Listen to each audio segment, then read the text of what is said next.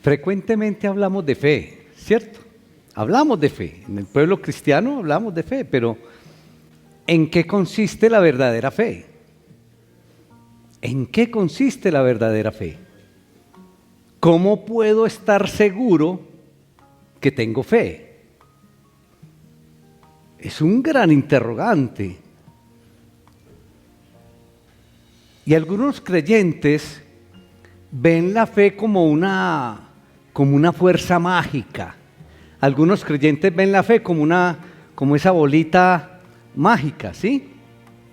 Y piensan que si uno logra tener la suficiente fe, entonces va a tener prosperidad, se mantendrá sano y vivirá entonces una vida placentera. Eso es lo que piensan algunos creyentes. Pero, ¿saben algo, hermanos? Cuando uno va a una carta como la carta a los Hebreos, en el capítulo 11, esta carta en ese capítulo tiene unos detalles muy, muy interesantes acerca de este tema.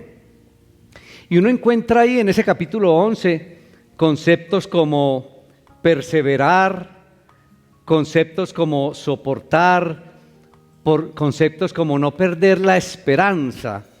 Y creo que nos debe llamar bastante la atención esos conceptos que encontramos ahí en el capítulo 11 de Hebreos. Pero encontramos adicionalmente unos héroes. Hay una descripción ahí de unos héroes de la fe que no recibieron, y dice la palabra que ellos no recibieron lo que esperaban. Y muchos de nosotros estamos esperando muchas cosas. Pero noten ustedes que en este capítulo 11 lo dice así clarito, que ellos no recibieron lo que esperaban. Y vemos también cómo muchos de ellos terminaron martirizados, otros perdieron todas sus pertenencias y otros simplemente murieron de manera horrible. Ahí lo podemos ver. La fe, entonces, sugiere el escritor de la carta a los Hebreos, se parece a una competencia difícil, se parece a una competencia de esas extensas, donde el corredor entonces tiene los ojos puestos allá en el premio, en lo que se puede ganar, en lo que se va a ganar cuando llegue. Y a pesar de esos momentos donde el deportista o el competidor quiere tirar la toalla, mis hermanos, se niega a hacerlo hasta llegar a la meta, hasta cruzar la meta. Y es bien llamativo, hermanos, cuando uno va al libro de Hebreos, ahí en el capítulo 12, en el versículo 1, donde el Señor a través de esa carta nos dice: despojémonos de todo peso. Miren qué consejo nos da el Señor a través de la carta a los Hebreos: despojémonos de todo peso. Y en el versículo 12 del capítulo 12 de Hebreos encontramos que nos dice: levanten las manos caídas y las rodillas paralizadas. Vean qué contraste tan hermoso ahí, cómo inicia el capítulo 12 y lo que encontramos en el versículo 12. Entonces, yo no sé si ustedes han llegado a pensar o se han visto frente al siguiente interrogante: ¿vale la pena seguir luchando?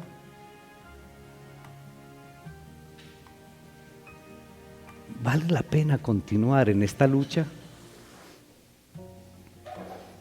Y creo, hermanos, que al igual que en una larga maratón, en una larga competencia, en donde la recompensa personal final y los mismos beneficios físicos en el ámbito espiritual se reciben también recompensas, mis hermanos, recompensas similares en esa comparación que estamos haciendo con esa maratón. Grandes, hermanitos, grandes son los premios que se esperan, o que le esperan más bien, a los que perseveran. Grandes son los premios que esperan a los que no tiran la toalla. Grandes son los premios que le esperan a los que todo lo soportan. Y el proceso mismo de vivir por la fe, hermanitos, debemos convencernos que desarrolla el carácter fuerte en cada uno de nosotros. Es decir, en otras palabras, el que llega a la meta es el que recibe el premio. Así de sencillo, mis hermanos. Pero el libro de Hebreos nos presenta a Jesús que soportó grandes sufrimientos por nosotros. Y nos lo dice ahí en los versículos 2 y 3 del capítulo 12. Y podríamos decir entonces que Jesús es el ejemplo definitivo para todos nosotros. Y la fe que se describe aquí en Hebreos, hermanos, esa fe que se describe en Hebreos no viene recubierta de miel. Esa fe que nosotros encontramos en Hebreos no viene recubierta de chocolate, como para que sea tan anhelada por nosotros, porque, hermanos, Dios no garantiza a nadie una vida de lujos, y Dios no garantiza entonces una vida de descanso. Eso lo debemos tener muy claro todos nosotros. Una fe verdadera entonces consiste en un compromiso constante de creer en Dios a pesar de todo. Una fe verdadera consiste en ese compromiso constante de aferrarse a Él, ojo, pase lo que pase. Eso sí es una fe verdadera. Es ese compromiso de no tirar la toalla, es ese compromiso de no distanciarse del Señor, es ese compromiso de permanecer, pase lo que pase. Por eso quiero invitarlos, hermanos, ¿para qué vamos precisamente a esta carta a los Hebreos en el capítulo 12? Hebreos 12, ¿estamos todos? Carlitos, ¿estamos todos en Hebreos 12? Excelente. Voy a leer la palabra en el nombre del Padre, del Hijo y el Espíritu Santo. Amén. Por tanto, nosotros también, teniendo en derredor nuestro tan grande nube de testigos, despojémonos de todo peso y del pecado que nos asedia y corramos con paciencia la carrera que tenemos por delante. Puesto los ojos en Jesús, el autor y consumador de la fe, el cual por el gozo puesto delante de él sufrió la cruz, menospreciando el oprobio, y se sentó a la diestra del trono de Dios. Considera aquel que sufrió tal contradicción de pecadores contra sí mismo, para que vuestro ánimo no se canse hasta desmayar. Porque aún no habéis resistido hasta la sangre, combatiendo contra el pecado. Y habéis ya olvidado la exhortación que como a hijos se os dirige diciendo: Hijo mío, no menosprecies la disciplina del Señor, ni desmayes cuando eres reprendido por Él. Porque el Señor al que ama, disciplina y azota a todo el que recibe por hijo. Si soportáis la disciplina, Dios os trata como a hijos. Porque ¿qué hijo es aquel a quien el Padre no disciplina? Pero si os deja sin disciplina, de la cual todos han sido participantes, entonces sois bastardos y no hijos. Por otra parte, tuvimos a nuestros padres terrenales que nos disciplinaban y los venerábamos. ¿Por qué no obedeceremos mucho mejor al Padre de los espíritus y viviremos? Y aquellos ciertamente por pocos días nos disciplinaban como a ellos les parecía, pero para lo que nos es provechoso, para que participemos de su santidad.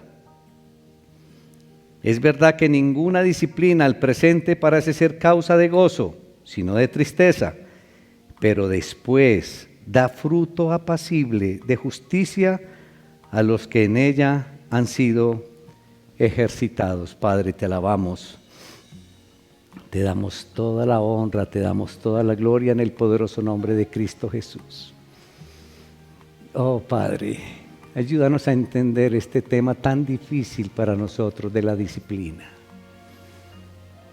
Somos rebeldes, Señor. Que tu Espíritu Santo nos esté mostrando a todos, Señor, lo que tú quieres y quieres a través de ella. Te damos la honra y la gloria en Cristo Jesús. Amén. Muy bien, hermanos. Creo que el tema en el que el Señor quiere que nos movamos en la mañana de hoy es que se disciplina por amor. Se disciplina por amor. Y el tema central de la porción de la palabra de hoy es la disciplina. Pero la disciplina es una palabra que con tan solo escucharla, ¿cómo nos ponemos? Nos da escalofrío, mis hermanos. Esa palabra nos estremece. Esa palabra nos llena como de temor, de incertidumbre. Disciplina. La verdad es que no nos gusta de ninguna manera la disciplina y somos por naturaleza rebeldes y nos negamos voluntariamente a la disciplina. Y en ese versículo 6 del capítulo 12 de Hebreos nos dice el Señor, porque el Señor disciplina ¿a quién? A los que ama. Es a esos a los que disciplina. Y dice, y azota a todo el que recibe como hijo. ¿Hay algún hijo aquí del Señor? Y azota a todo el que recibe como hijo. Estos son de esos versículos que a nosotros nos estremece y nos cerramos como a entenderlos, porque ¿qué es lo que nos gusta? Y lo comentábamos ahorita en el estudio previo. Nos gustan son los versículos que nos hablan de bendiciones y de prosperidad. Pero cuando encontramos un versículo aquí que el Señor disciplina a los que ama y azota a los que recibe como hijos, eso nos estremece. Miren, cuenta una historia que había una señora creyente, pero tenía una enfermedad grave, tenía unos dolores tremendos, le dolía todo. Y decía que padecer esa enfermedad era de lo más maravilloso, era de lo más fantástico que le había sucedido en su vida, aunque durante el tratamiento sufría increíblemente esta señora. A veces estaba tan enferma que le costaba, es decir, le impedía inclusive esos dolores orarle al Señor, pero tenía una paz enorme en su corazón. El dolor solamente entonces la había acercado al Señor, era lo que decía ella, eso era lo que manifestaba. Todos estos dolores lo que han hecho es que me han acercado al Señor. Lo siento más cercano. Pero ¿saben algo? ¿A ustedes no les parece como imposible esto que les estoy comentando? Esto que les estoy compartiendo. Parece imposible. ¿Cómo puede una persona sufrir y no echarle la culpa a Dios? Y ella hablaba de esa paz divina que sobrepasa todo entendimiento, mis hermanos. ¿Cómo entender la paz que recibimos del Todopoderoso? De esa paz hablaba ella. Aquella paz que está al alcance de cualquier creyente y que hace posible soportar entonces cualquier sufrimiento, cualquier dolor. Definitivamente el sufrimiento y la disciplina, mis hermanos, es la manera en que Dios usa para llevar al creyente a la madurez. O díganme de qué otra manera podría utilizar o podría ser el Señor que fuéramos creciendo en nuestra madurez. Es por medio del sufrimiento y la disciplina. Y créanme que funciona. Y créanme que el Señor usa el sufrimiento, la disciplina para hacernos crecer a todos nosotros, a todos los hijos. Y claro que no es nada agradable tener estas experiencias del dolor y del sufrimiento. Qué agradable va a ser los dolores, y muchos de ustedes me entienden. Qué agradable va a ser sufrir. Pero dice el Señor allá en el versículo 11, pero después da fruto apacible. Versículo 11 del capítulo 12. Después da fruto apacible de justicia. ¡Qué belleza! Miren, cuando vemos un buñuelo recién salido del aceite, ese aroma y esa apariencia, mis hermanos, creo que nos invitan a comerlo.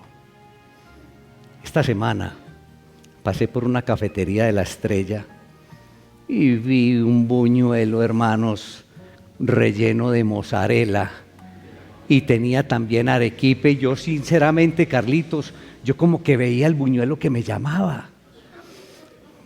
Y eso fue pero espectacular, mis hermanos, y después de la primera mordida exclamé, bueno, yo creo que todos ustedes pueden exclamar cuando se comen algo así tan delicioso. Yo creo que en la primera uno dice, ¡qué delicia!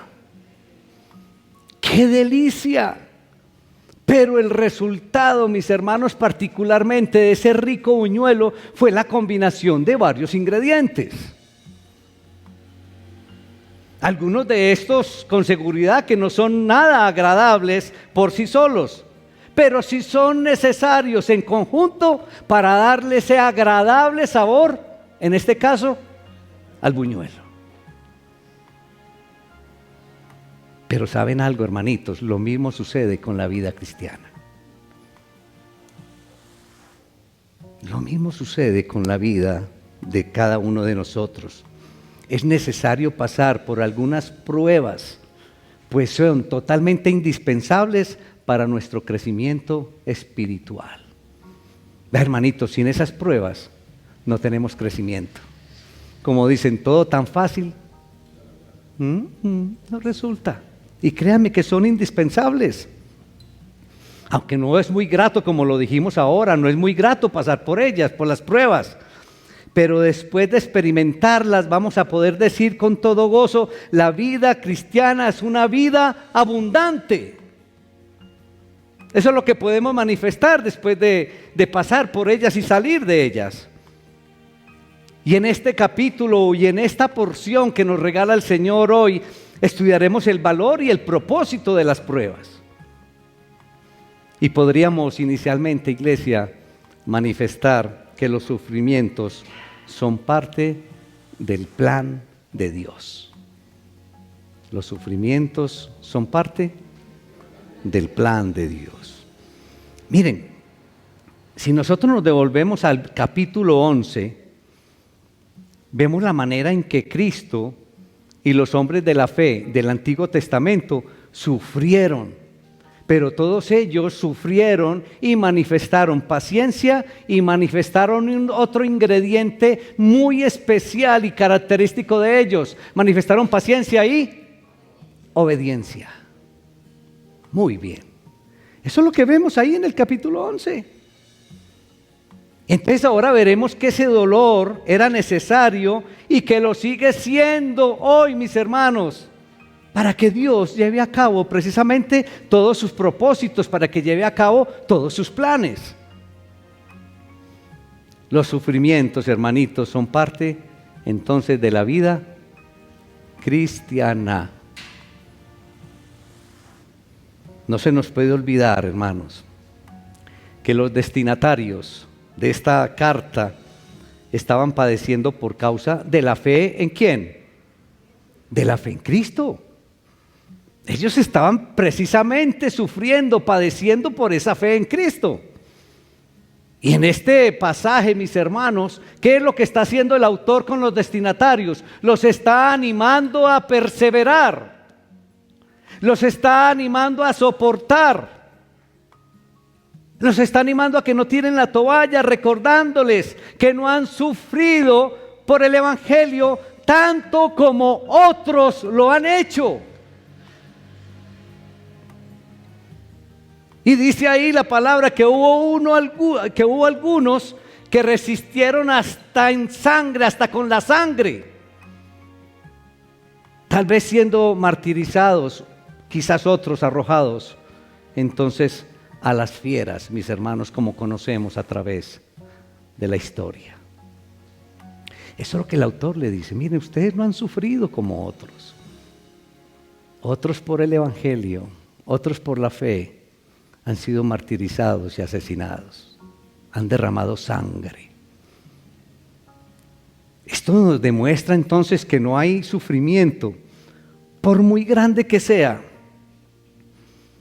que justifique el dar marcha atrás en la vida cristiana. Repito, no hay ningún sufrimiento que justifique entonces retroceder en nuestro caminar cristiano.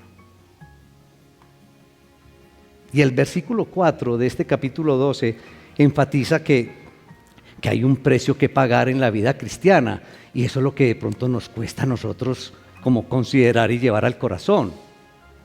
Pues ¿cómo así que yo empiezo a caminar de la mano de Jesús y eso tiene un precio? Claro que tiene un precio. Lo pagó fuertemente Jesús, ¿por qué no nosotros?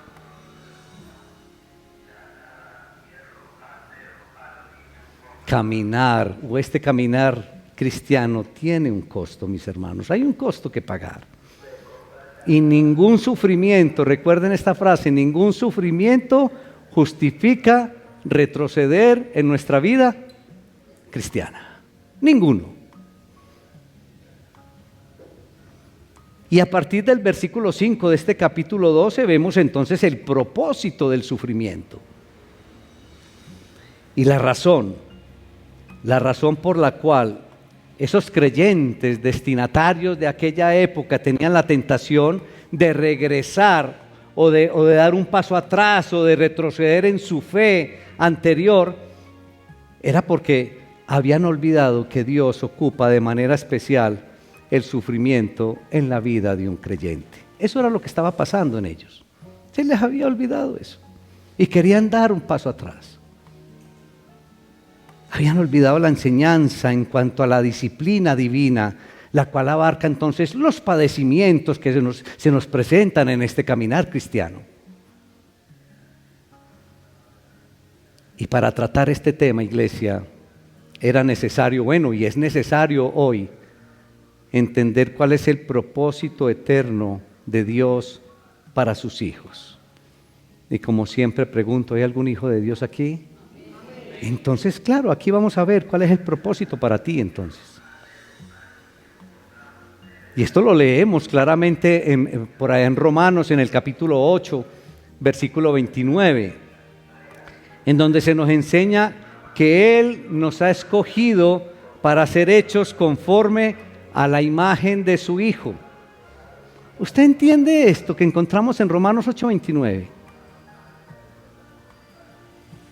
Que el Señor nos ha escogido para hacernos a la imagen ¿de quién? De Cristo. Eso es profundo. Y entonces tendríamos que meditar, ¿y qué tanto me falta a mí para parecerme a Cristo? ¡Qué reto! Pero el Señor nos ha escogido con ese propósito. Anoten ese versículo, Romanos 8:29. Ahí lo dice clarito.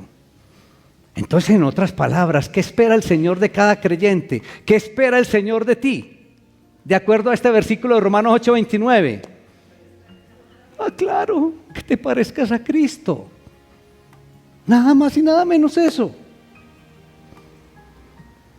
En su infinita sabiduría, mis hermanos, permite entonces el soberano creador que pasemos por sufrimientos para cumplir el objetivo. ¿Cuál objetivo?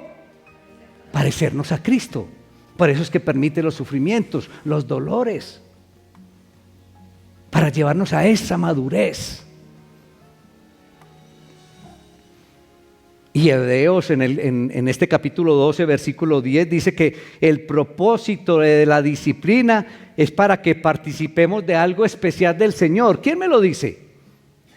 Versículo 10 del capítulo 12. Vamos, hermanitos, vamos, con ánimo. ¿Qué es lo que quiere el Señor? Que participemos en qué.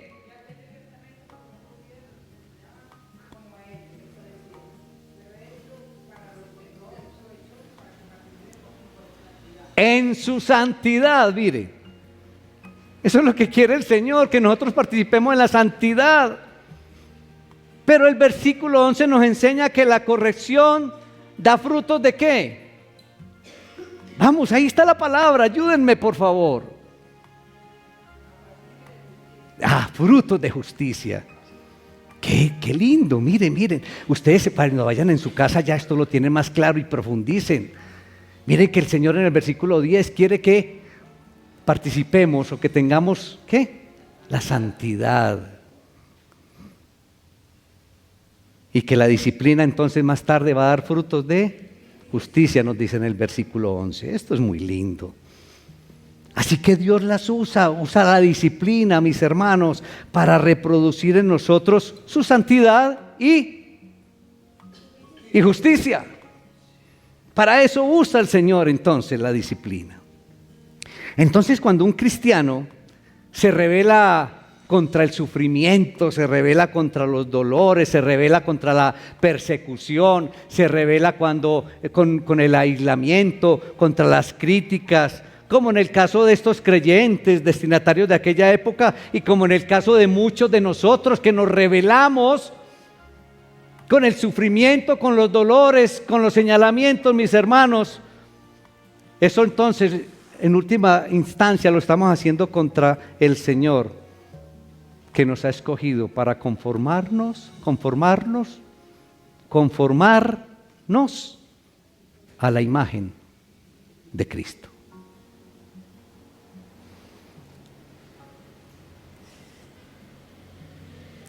El propósito eterno de Dios para con sus hijos es conformarlos a la imagen de su Hijo Jesucristo.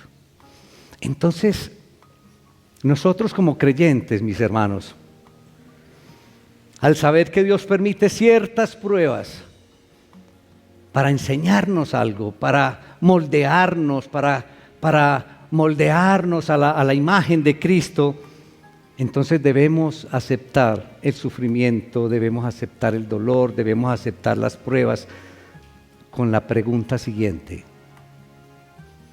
¿qué es lo que el Señor quiere que yo aprenda a través de estos eventos? ¿Qué es lo que el Señor quiere que yo aprenda? ¿Qué es lo que el Señor quiere corregir en mí?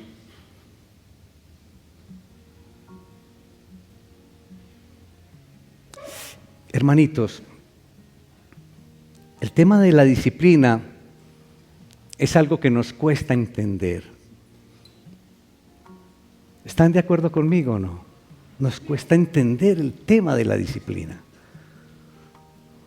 Especialmente porque estamos condicionados por la cultura en la cual vivimos. Nos cuesta entender la disciplina porque estamos condicionados al medio en el que vivimos, en el que nos rodea, en el que nos desarrollamos. Es difícil que entendamos y que aceptemos la disciplina. O si no, miren, ¿qué ha pasado en muchos ámbitos educativos? ¿Qué ha pasado en las instituciones educativas? Se ha descartado todo tipo de disciplina, ¿es así o no? ¿Cómo nos disciplinaron a nosotros, los que ya tenemos algunos añitos? En las instituciones educativas, en nuestros hogares. Entonces ya ahorita las instituciones educativas consideran entonces que si se disciplina, entonces se hace un daño emocional irreparable. Eso no es lo que dicen ahora. Influenciados entonces por esta filosofía humanista, muchos padres de familia, mis hermanos, han claudicado frente a la responsabilidad de disciplinar a los hijos para criarlos especialmente en el temor de Dios.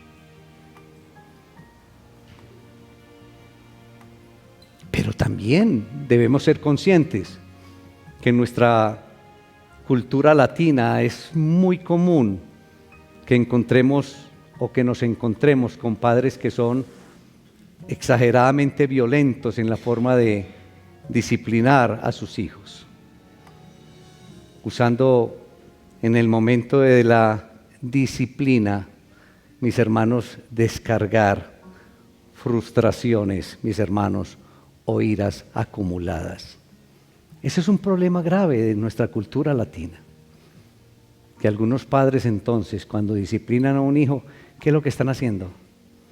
Derramando en él toda la frustración y toda la rabia que traen a través de la historia. También tenemos que entender eso. Entonces, muchos no lo hacen, no disciplinan, porque las filosofías, mis hermanos humanistas, han llegado y bueno, no lo puedes hacer porque vas a frustrar a tu hijo. Pero también la cultura nuestra, también vemos, mis hermanos, que muchos entonces ya depositan ahí esa ira y toda esa frustración que tienen. Y no hace falta señalar entonces que en estas circunstancias la disciplina deja de tener utilidad para la vida del disciplinado, cuando se descarga en él toda esa ira y todas esas frustraciones. En la enseñanza de hoy, iglesia, nos interesa reflexionar en la disciplina como el resultado de un compromiso de amor hacia la persona disciplinada. Eso es muy importante. ¿Como el resultado de qué? De un compromiso de amor. En primer lugar, debemos notar que la disciplina y el amor, ¿cómo deben ir? Deben ir de la mano, deben ir juntos. Mejor dicho, que la disciplina y el amor no son incompatibles. Por el contrario, deben ser totalmente compatibles. Deben ir de la mano. Y el autor de Hebreos señala que una de las maneras en que conocemos el amor del Señor hacia nosotros es en la disciplina que trae sobre nuestras vidas. Eso es lo que nos está diciendo el autor de Hebreos. Que conocemos el amor del soberano creador cuando Él nos disciplina. Porque el Señor dice que el que ama, disciplina. Ahí conocemos el amor del Señor. Entonces esta aparente contradicción, mis hermanos, es más fácil de entender cuando no nos concentramos en el proceso de la disciplina, sino en el producto de dicha experiencia. ¿Sí me hago entender? Es más fácil entender cuando no nos concentramos como en el castigo o en la disciplina, en el proceso mismo de la disciplina, sino en el fruto que va a dar la disciplina. Entonces, la disciplina no se administra para dar resultados a corto tiempo, mis hermanos. Es una inversión que va a producir fruto, que va a dar los resultados a muy largo tiempo, a muchos años. Quien disciplina con esta verdad en mente, sabe que lo desagradable del momento de la disciplina es totalmente necesario para que en el futuro se vean los resultados positivos de las acciones tomadas. Esta creo que es la perspectiva de una exhortación que encontramos en el mismo libro de Proverbios, aquí en la palabra de Dios, cuando dice: no rehúses corregir al muchacho, porque si lo castigas con vara, no morirá. Castígalo con vara y librarás su alma de la muerte. Dice Proverbios capítulo 23, por allá por el versículo 13 y 14. Lo dice clarito. Disciplina con vara, no se va a morir. ¿Y cómo nos disciplinaron a nosotros, mis hermanos? ¿Cómo nos levantaron? Con disciplina. ¿Y qué ha pasado? ¿O quién está aquí reprimido? Yo creo que fue más lo que aprendimos de nuestros padres, porque el fruto se da entonces con los años, con el tiempo. Pero hoy no, hoy la sociedad nos impide porque hacemos un daño emocional. Pero miren que la misma palabra nos está invitando a disciplinar.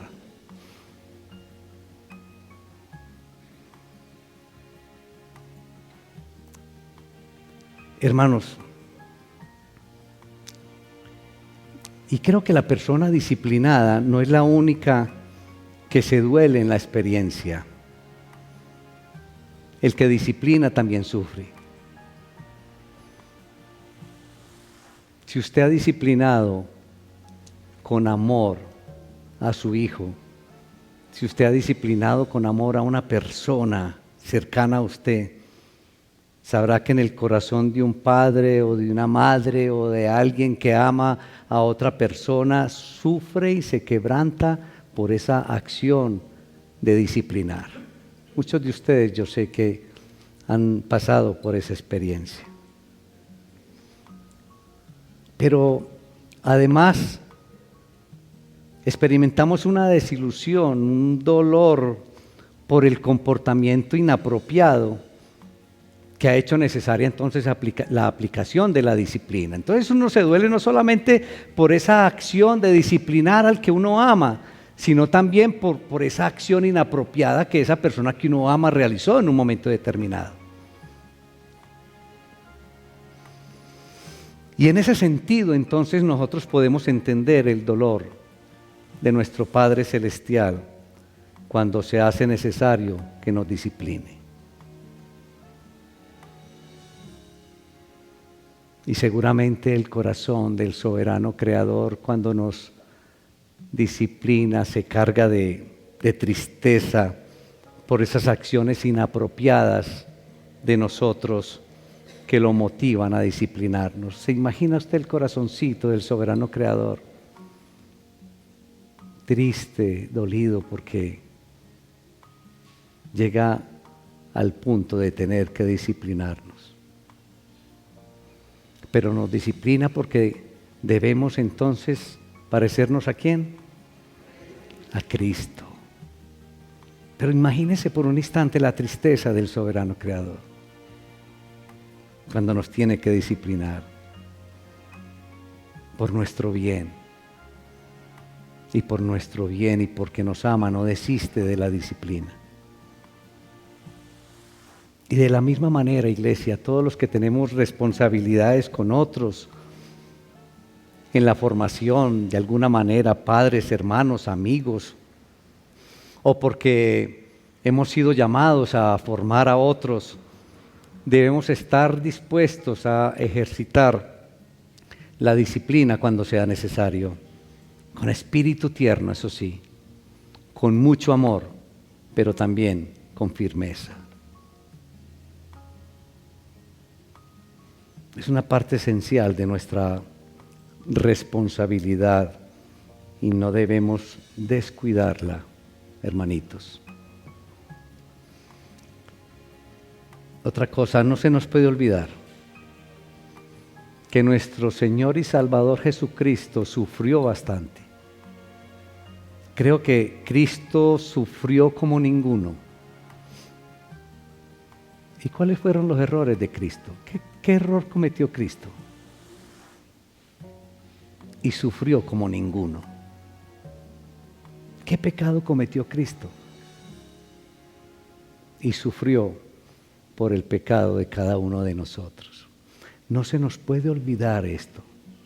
Cuando tú sufras, cuando sientas un dolor, cuando pases por una prueba, no se te olvide que Cristo es el que más ha sufrido, aquel que nunca cometió error y que no cometió pecado alguno, sufrió los mayores sufrimientos de la historia, hasta la muerte.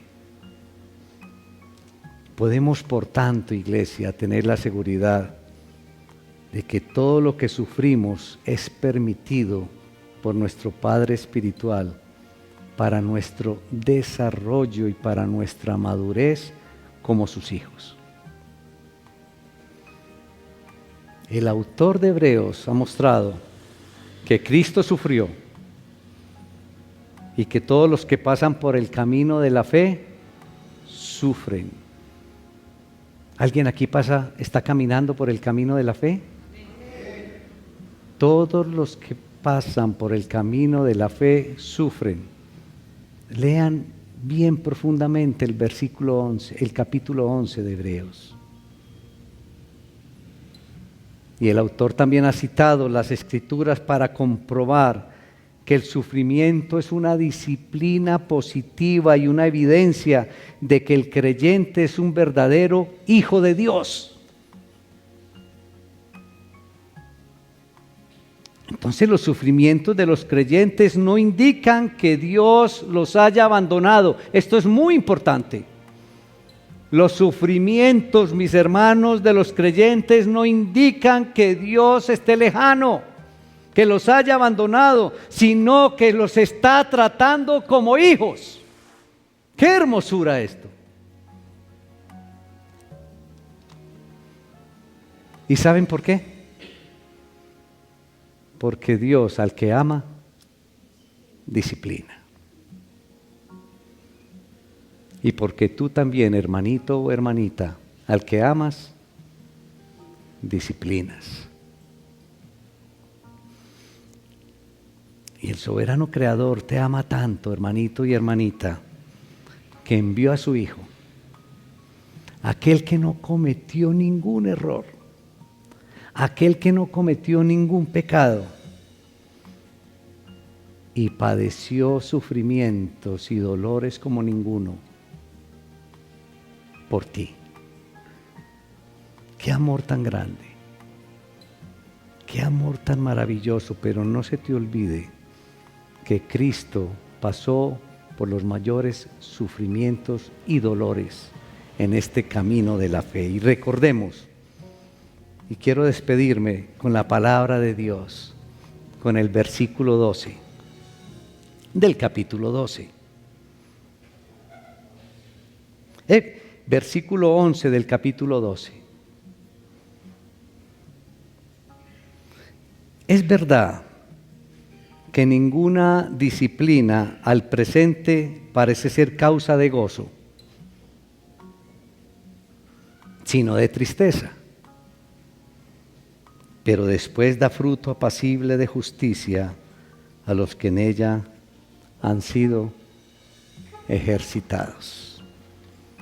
Hermanito y hermanita, yo no sé por qué está pasando usted en este momento. Sufrimientos, dolores, angustias. El Señor permite todo eso. A veces nos da dificultad entenderlo, pero Él lo permite porque te ama y porque te está moldeando a la imagen de Cristo. Y no se te olvide que Cristo sufrió mucho más que tú. Cristo padeció mucho más que nosotros juntos. Y que el Señor permite eso simplemente porque te considera un hijo tuyo. Y el Señor, al que ama, disciplina. Señor, te alabamos, Señor. Gracias por ayudarnos a entender, Señor, este tema tan difícil, Señor, de la disciplina, de los sufrimientos y del dolor.